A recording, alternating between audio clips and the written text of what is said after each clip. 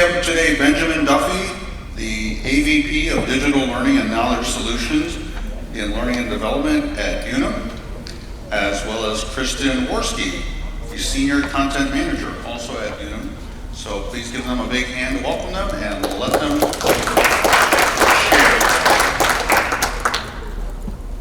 Thank you. It's great to be with you today, and this has been an amazing conference to meet new colleagues that are facing many of the same challenges that we are. Unum is a disability insurance company, around 10,500 folks.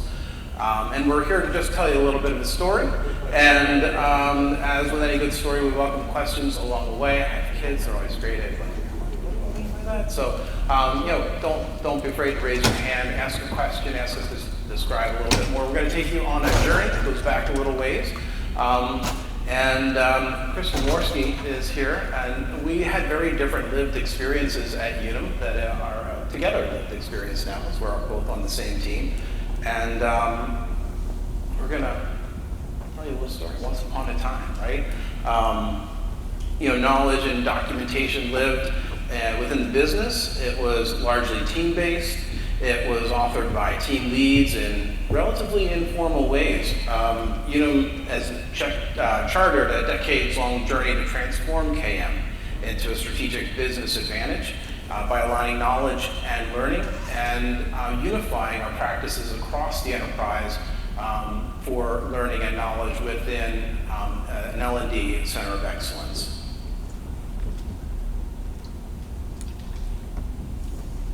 So back in the day,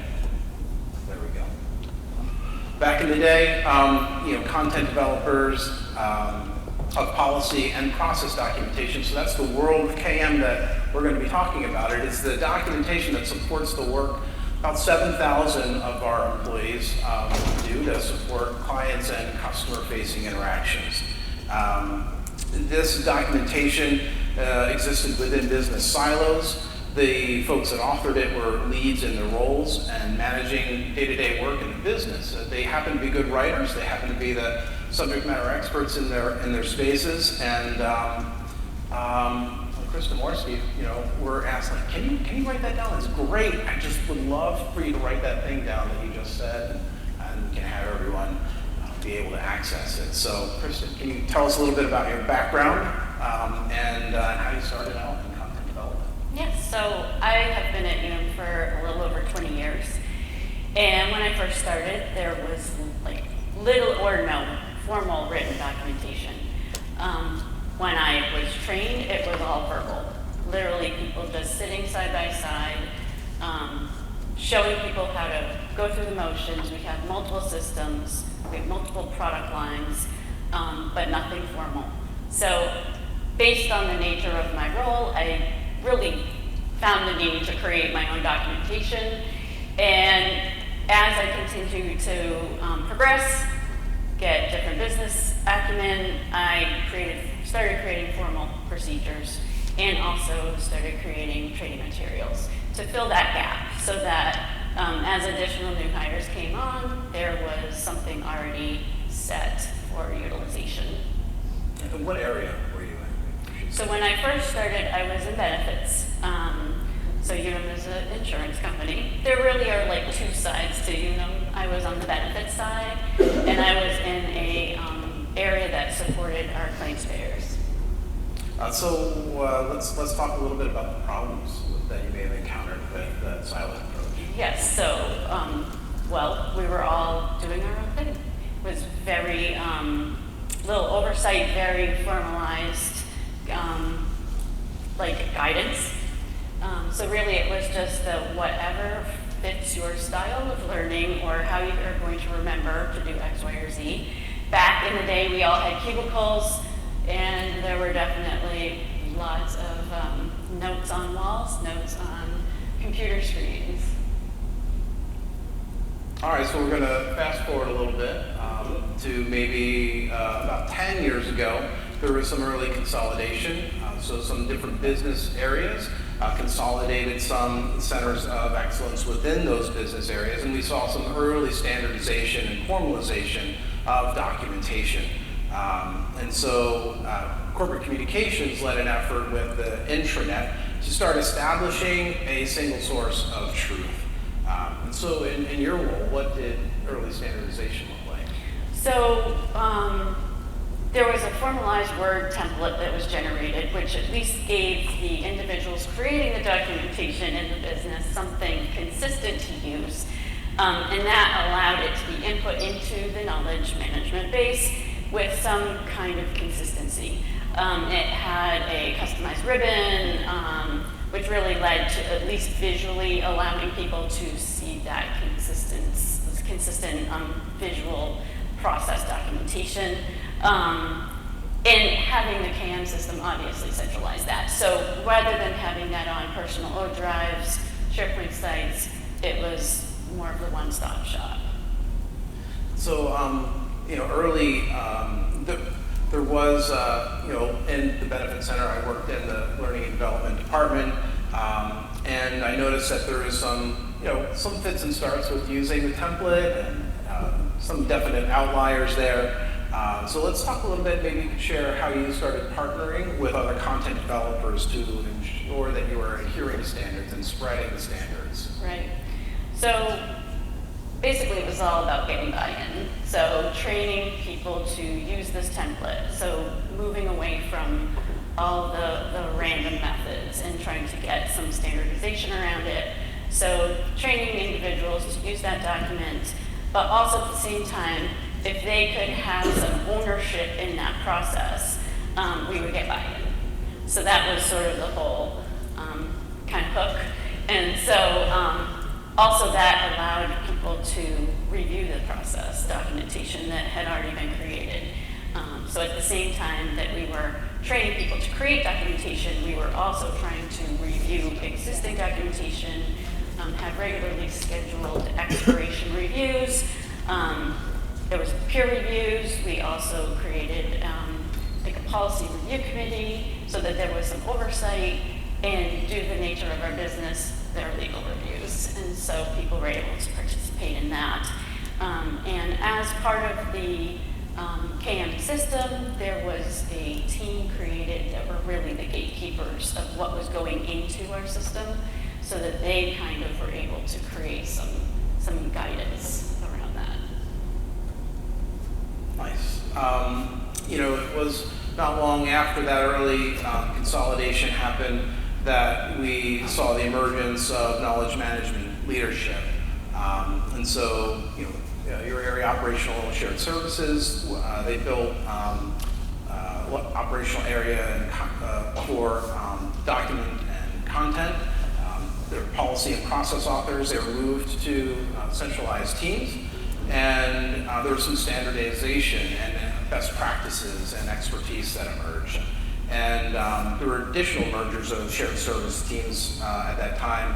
And, I'm curious, how did your knowledge management journey change, right? By moving to a content management team, right? You then stopped doing your business work and started being a content author full time.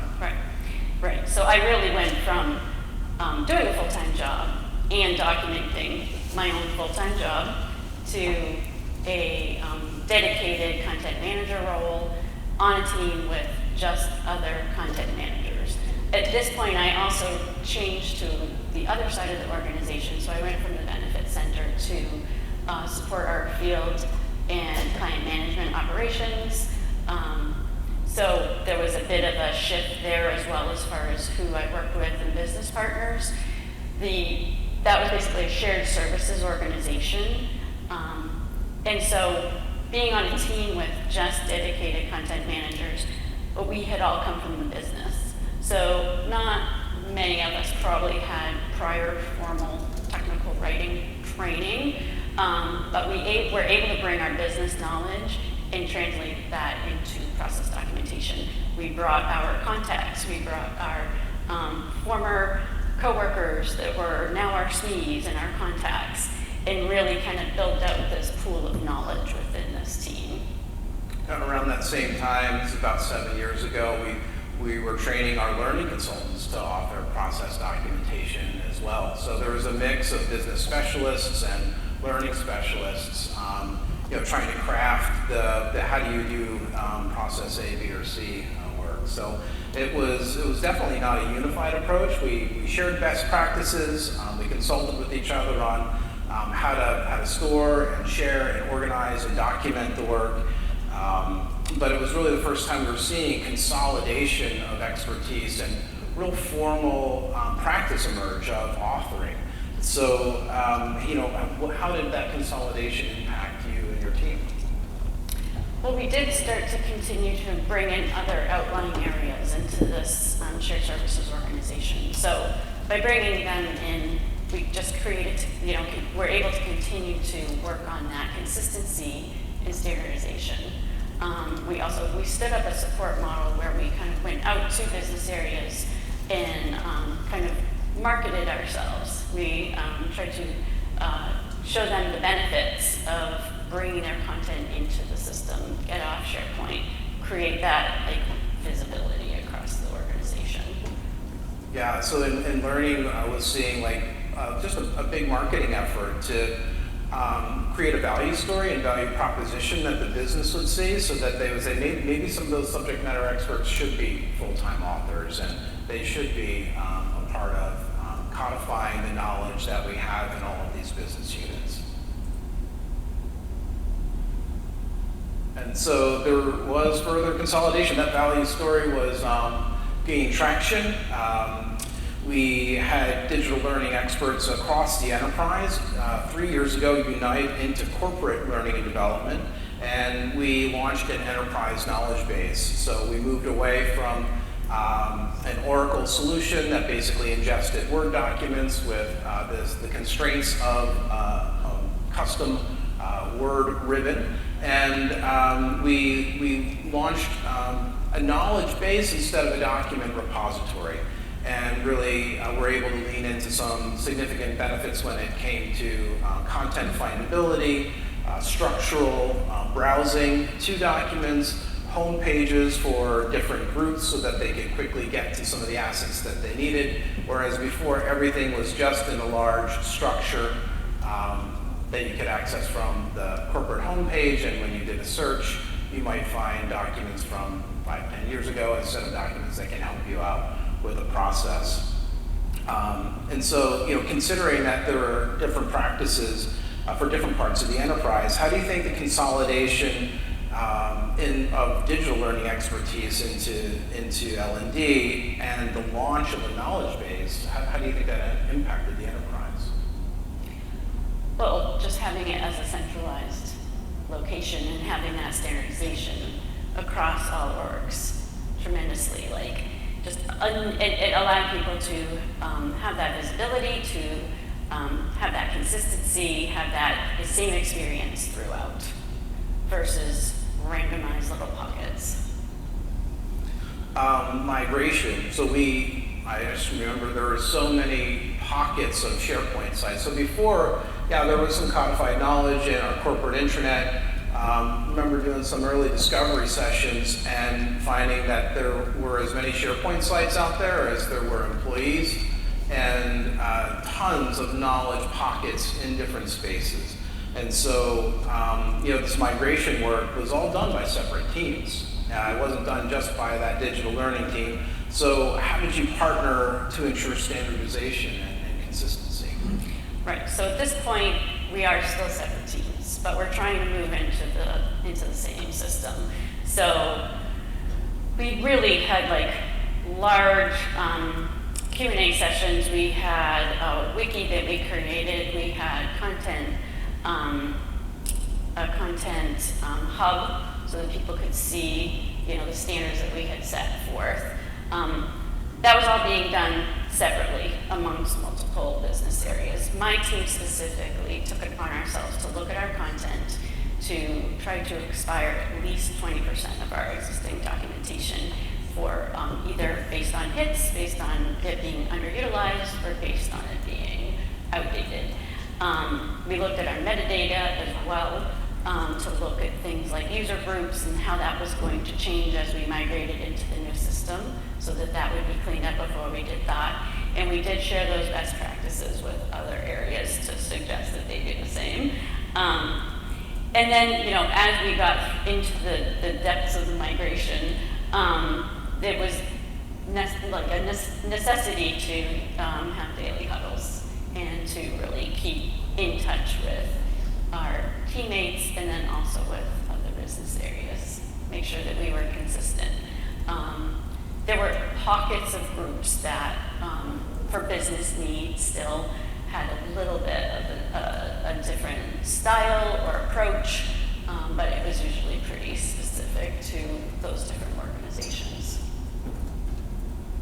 One of the things that the consolidation into this new knowledge base really helped us to do was to have a much more holistic approach to teaching and providing the learning needs of folks new to a role. So before, sales and client services information may be in one place, in one structure, acquisition, billing, the documents looked different, they were structured differently, they were in different places and hard to find. And hard for big initiatives that span multiple departments, hard for the learning folks to have access to all of the right information. So consolidation from many different SharePoint sites and the old infrastructure into a knowledge base really made it easier to tie all the things together in the continuum of front end of the house to the back end of the house that we may need to stitch together to enable the success of large initiatives. And at that time, we were still in different departments. Still in different departments. So I have my experience, but do you have your own history around transitioning? I was continually surprised by outliers. So we did enough to sell the value story that we had outliers saying, what is that platform? Everything starts with a U. What is that platform? Love to get on board. What can we do to, give you our documents? And we still have this happening today. So there are smaller business units. There have been some acquisitions that have happened over time. And they say, we have about 300 documents. We would love you to rework them, get them into And then after we do that, they're like, there's another 300 documents that we also have, and we'd love you to get them into So, there's been just tremendous value that has been provided with the consolidation, and we've made a lot of friends and increased our network. And I think increased the holistic understanding of how many different parts of the enterprise work together to serve our clients and customers.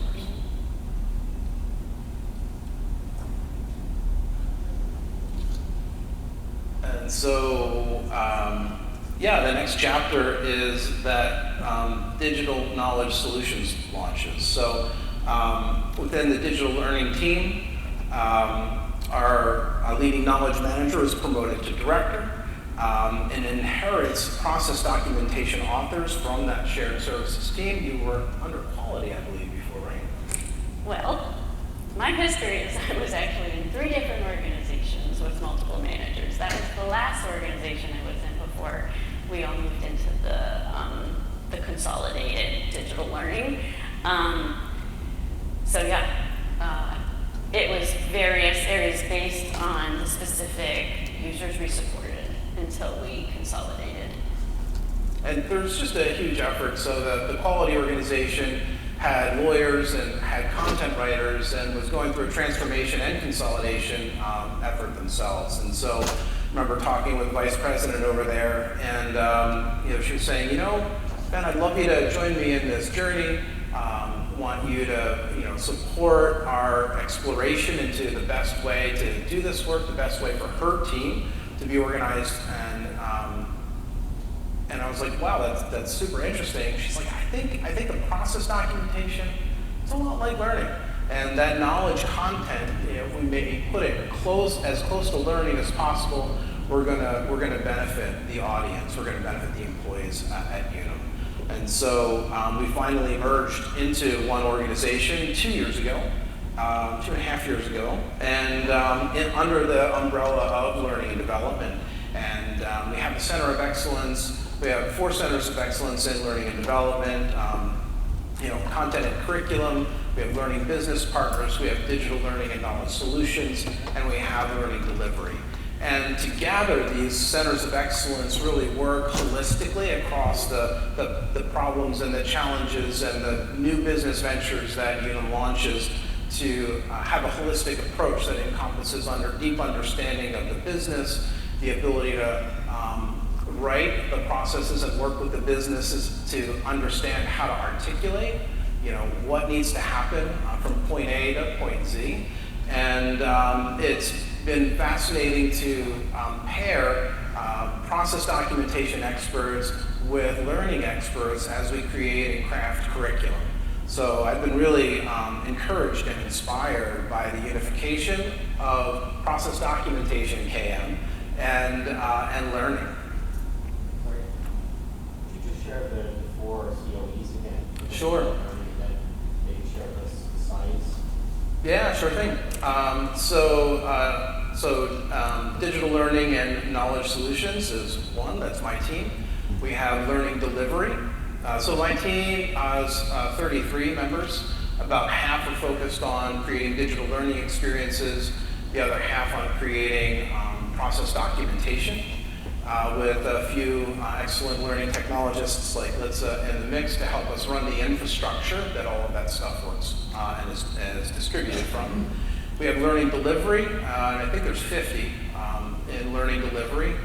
They teach to 80 different curriculums and many more crafted independent learning programs. There is a group that's focused on executive development and their learning business partners, and there's 7 of them. And the learning business partners, it's really based on the HR business partner model, and it's an amazing resource because there are all kinds of conversations that I would have to have, our learning delivery leadership would have to have with the business to understand what the business needs and how we can best serve them and how we're showing up for them. So having learning business partners in the mix has enabled me to focus on the work of my team and a little less on the conversations and sitting in the weekly meetings of the many different branches of the company to ensure that we have a pulse on their needs and are delivering for them. And then there's a content curation and skills organization. And there's maybe 10 in that group that's really focused on, this year they're launching a skills sensing network. It's really important with transformation that we're all experiencing to understand what skills are now that people need and what emerging skills do we need people to embrace. All in all, L&D is about 105. How big the organization in general? Unum is around 10,500.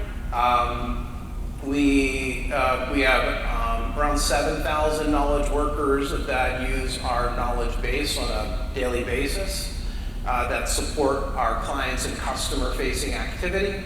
Our clients are Whole Foods, Costco, Starbucks, and our customers that we serve are their employees who use our benefits and our leave services. I'm curious how the transition impacted your onboarding. If you could give any specific examples of what needed to change with this new tool that was in the workflow for your employees. Yeah. I'm wondering if you can you rephrase that for me, please? Absolutely.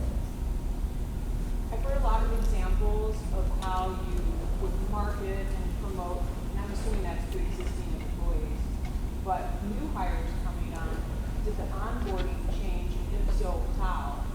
Like, did you reduce maybe certain objectives or e-learnings because now they go to? Yeah. For sure. So the question is really around how having a knowledge base and having a center of excellence that encompasses knowledge and learning, how did that change things? And it certainly did, because we don't have to teach to the process as much. We can get people to be familiar and comfortable using the knowledge base. Make sure that one of the great things about having the process documenters on the learning and development team is that we're focusing the authoring of the content to be task-focused and succinct. And process documenters before, check me on this one, really were pressured by the business to say as much as the business wanted them to say about certain things. Right, so I don't know that our process documentation was as focused from a learning perspective, on instructional design principles, adult learning theory. Mm-hmm. Yeah, a good example is a project that was focused on creating a new small business sales consultant, and so that also integrated some specific app in Salesforce. So I was able to partner with a developer and a trainer. So kind of as we created this new role, we created the onboarding for the role, we created the digital learning, and then I created the process documentation. And so we were able to link it through, thread it through. So we even were in lockstep with our terminology so that, in one place it wasn't referred to as, something and then something else. So I think that's a perfect example of like the entire thread throughout. Yeah, it really allows us to have a holistic approach to the employee need instead of a siloed approach that you're trying to reconcile later. Any more questions?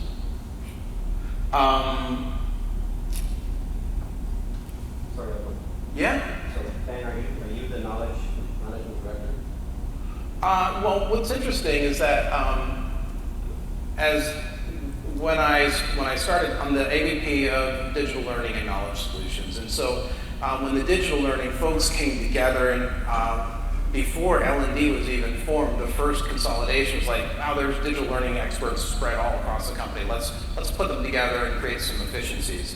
And maybe there was some expectation that we could eliminate some redundancy and maybe have a smaller digital learning workforce. What we did is we told the value story effectively enough now that we've doubled in number since we came together, because there wasn't enough of that service, and we are creating a ton of demand and able to paint a story about how we're an investment engine instead of a cost center, and it yields results in employee efficiency, productivity, and time to proficiency.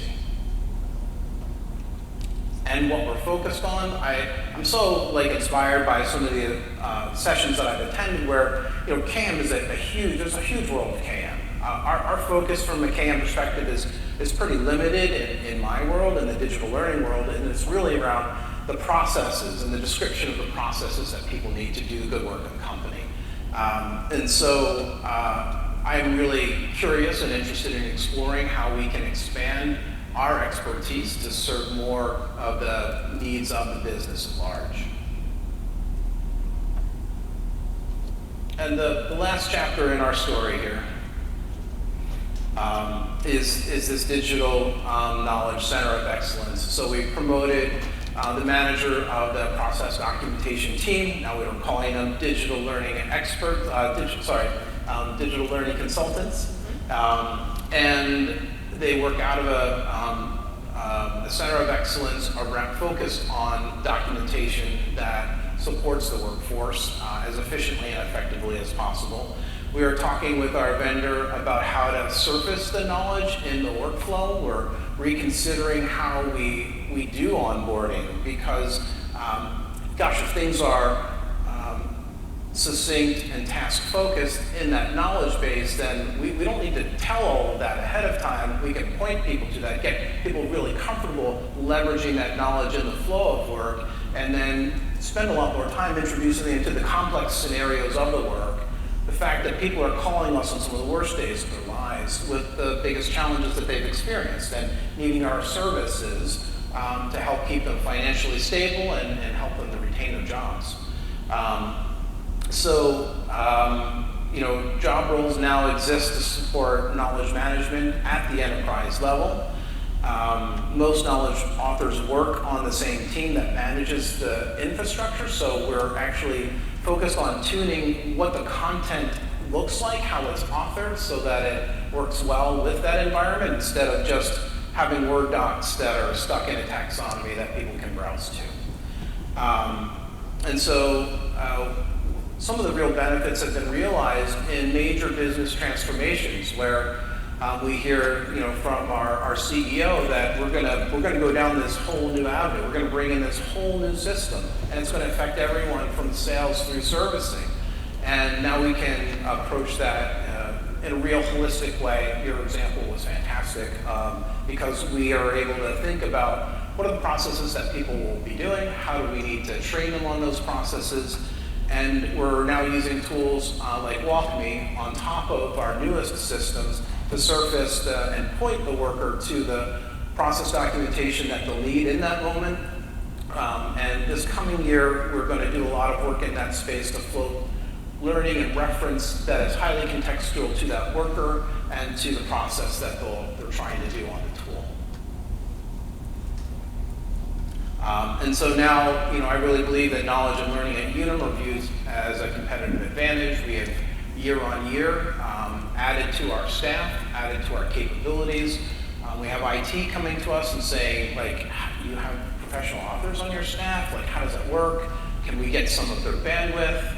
And it's been really wonderful to be a resource engine and an investment engine that is having tangible business results. We do a quarterly business report out to our senior leadership that tells our value story, and we continue that marketing effort. Let's see a question out here. Yeah, I was just wondering, just even connecting to the last point you mentioned, somebody asking for your support. They like what you do. Do you charge? Do you have cost centers or billing, or how is your shared service working on itself? We don't charge. We tend to say yes instead of no. We say, how might we? We do a lot with some of the outliers to our core business and focus work. We do little bits that help them out. For instance, we stood up a behavioral health organization, and they wanted knowledge and learning materials to be part of their customer-facing services. And we've never done that. My team's work is totally internal. And so we said, gosh, we probably can't do all that you want, but we can probably do a little bit, and we can help you to understand what the appetite is for that. And if you like that, maybe you invest in us and fund our team with another couple of employees that will sit and work with us. They'll have a primary focus of support for your area. And so we don't have any chargebacks, but we do that initial work to prove that it would be a value add. And then we ask for the resource funding necessary. And that's how we've grown our team from maybe 15, 18 folks to now 33, 34 folks. Just to follow up, are there some of those additional people carried under the budget of another office? Or No, they're in my budget. And the conversation is with our leadership and the leadership of those lines of business. And we're one company, it's one budget when it really comes down to it. And so there are those internal conversations about the need for my budget to grow because they need the outputs that we can provide.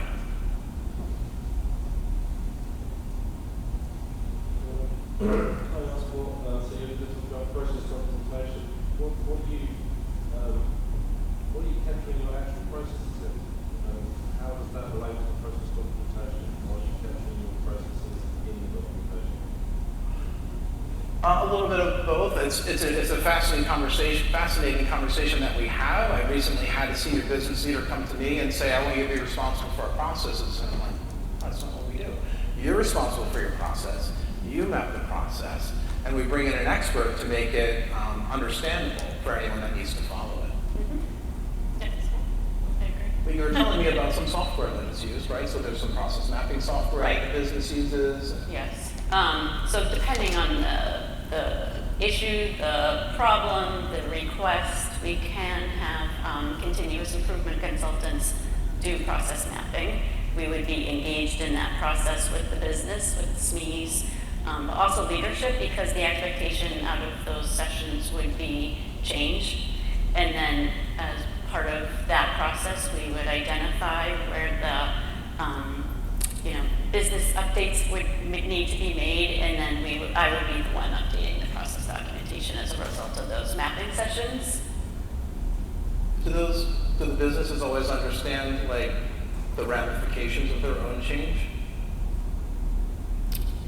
I think one of the fascinating things that you shared with me, right, is the value that the process documenters bring in being a part of project conversations. So they're not just there to be great authors and succinct writers. They're there to help the business. Right, and like the majority of our process documentation consultants did come from the business, so we do bring our business knowledge. Now, is it the most current and up to date? Maybe not. I've been in the role for 7 years and I've changed sides, so I'm not in benefits every day anymore.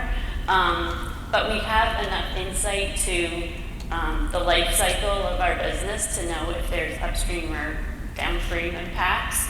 And we're often the ones to raise our hands and say, have you thought of this? Or have you, considered this impact over here? People like to work in their silos. People like to have their project, their journey, their kind of like segmented point of view.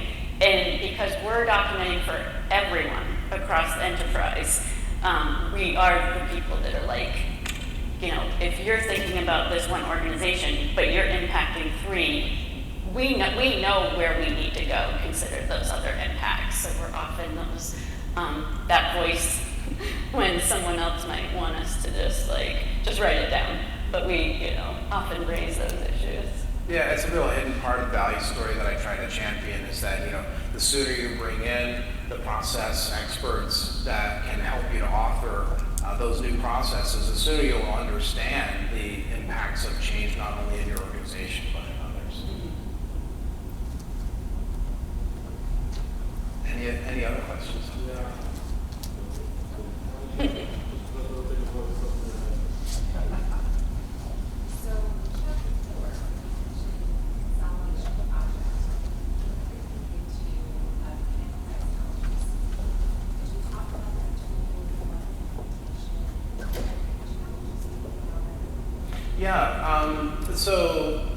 The old way was in a system that was the corporate intranet. It was all Word document based, and we moved into a knowledge base that we could then have permission based views into content. The content was authored in the native HTML editor of that knowledge base, and so it was presented in a way that was much more flexible than Word documents can be.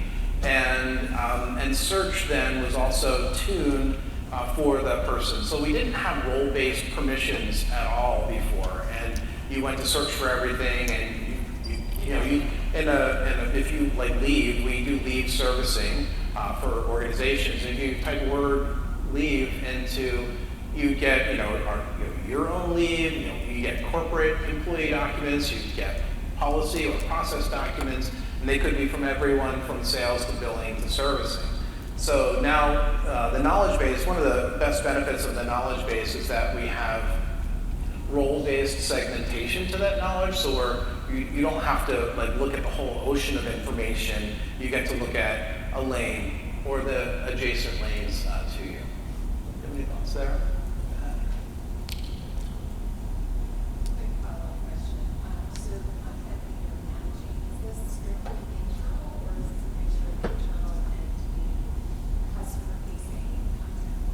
It is just internal. I have had conversations with a couple of different groups about what our experts do, and I heard a lot of whistle oh gosh, it'd be great if we could use you for customer or client-facing documentation, and so I expect those conversations to continue in the next year as we, because we're still new. When we look at our journey.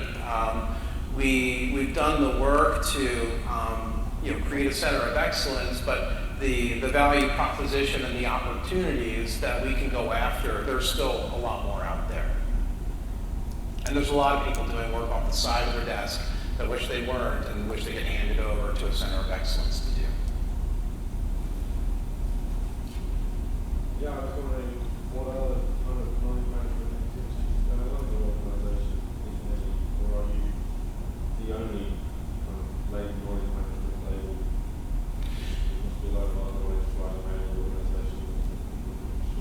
Yeah, for sure.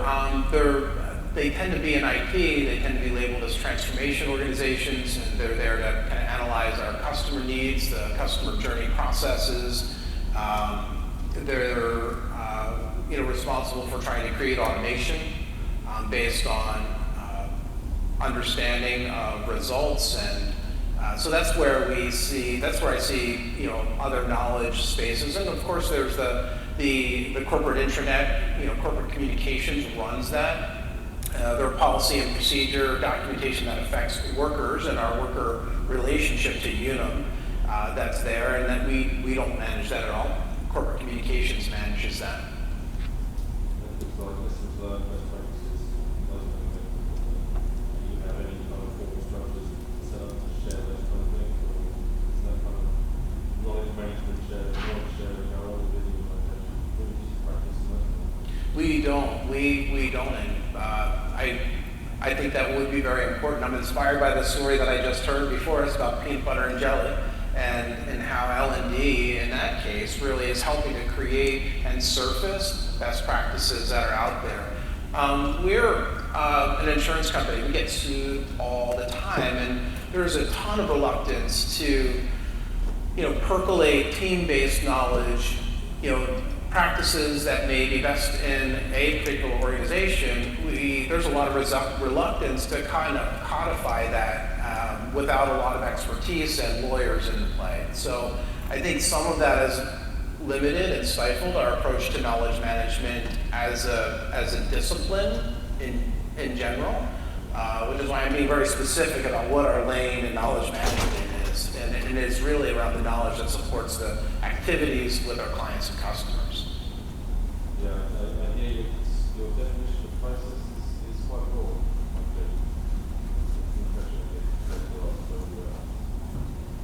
Well, I guess that's true. So would you talk a little bit about the definition of process? What do you like? We see everything from to steps A, B, and C to what? Well, I will say we've had our own dialogues internally around policy and procedures, definition around what is a policy, what is a procedure, what is a process, what is a workflow. And we're still having that conversation. I don't think we've actually landed on a true definition. So because of the nature of some of the regulatory aspects of our work, we've sort of put policy in line with that.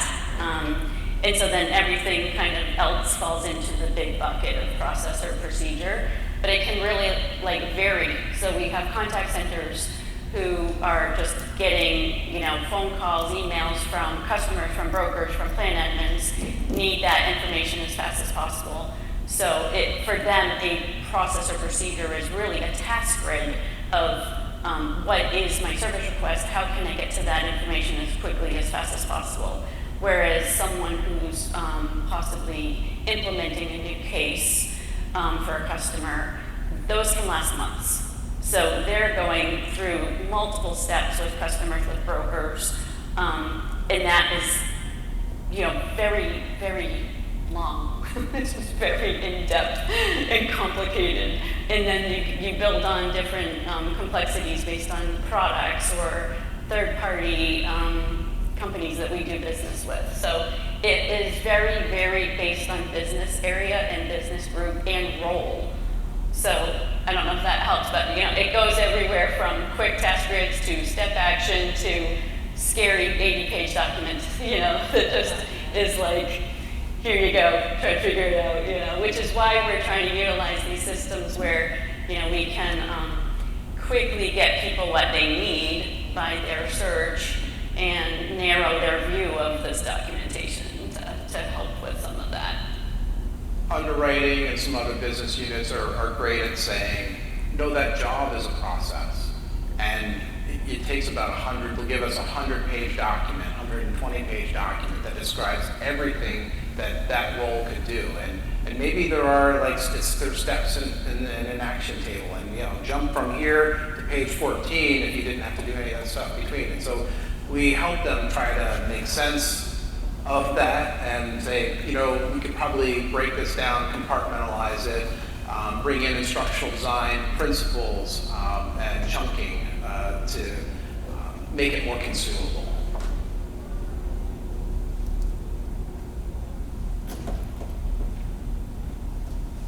questions? Time for one more? Early on, when you were doing early consolidation, you talked about training being unified, but also wanting to encourage ownership. You talked about how you maintain the ownership element of buy-in while still consolidating. So I'm not holding on to your question. So I think you got two slides. Yep.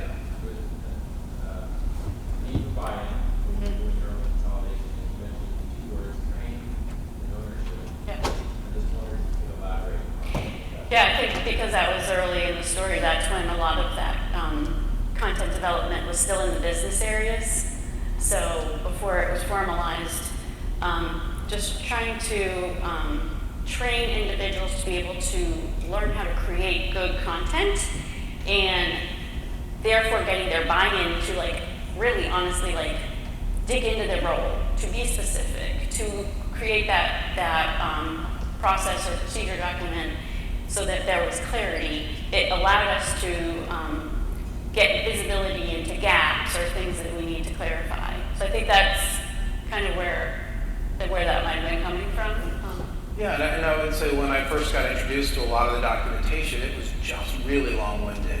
It's like watching a lunch and learn and trying to extract value from it. You get nuggets here and there, but would you want to then distribute a recording of a lunch and learn as a formal training? No, you wouldn't. In creating centers of excellence and also in creating some formality around the practice, then you had people who were invested in writing and then being empowered to be authors with a purpose in mind instead of trying to write something down because they were the expert in their group about it. They were used to telling everyone how to do that thing, and they're writing it down along with a whole bunch of context. So some of that early work also between learning and the process authors that were in the business was to separate the context from the content, so that all of the what ifs and the scenarios, and then hey, when you see A, B, and C happen, you should think of this thing. So we started creating learning articles and knowledge articles, and instead of trying to blend it all together in hopes that someone would make sense of it. Well, thank you all very much. We let them go. I'm going to say I've been coming to CAM World for more than 20 years, and this was so cool. The way you guys did this, I felt like I was watching one of those morning shows, So I really enjoyed this sort of back and forth. So thank you for that. So a big hand for Benjamin and Kristen.